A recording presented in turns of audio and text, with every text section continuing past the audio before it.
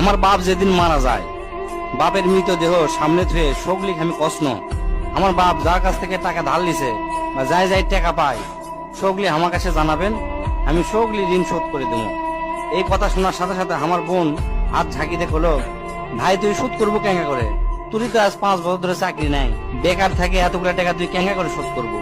বুনক আমি আস্তে আস্তে অভয় দিয়ে কোনো চিন্তা করিস না বোন, বাপের সব ঋণ আমি শোধ করে দেবো, 1 টাকাও ব্যাংকে থমো না।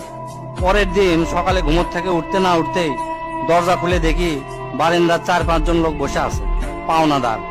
দেখে আমার গাও ঘামে উঠলো। অকেরে কি কমো, আমার মুখের ভাষা আসলো না। রাতটা ঠিক মতো পার হবার দেয়নি, আসে হাজির। সামনে যাতে একজন খাড়া হলো, খাড়া হয়ে আমাক করছে, আমি অমুক ব্যাংকত থেকে আসছি, আপনার বাপ তার বেটা বেটির নামে 20 লাখ টাকা ব্যাংকত থুয়ে গেছে, তাড়াতাড়ি ব্যাংকত আসেন। বাদ বাকি 4-5 জন যারা আছে তারা সকলি করছে আমাকে সমিতিতে আপনার বাপ 20 টাকা করে জমা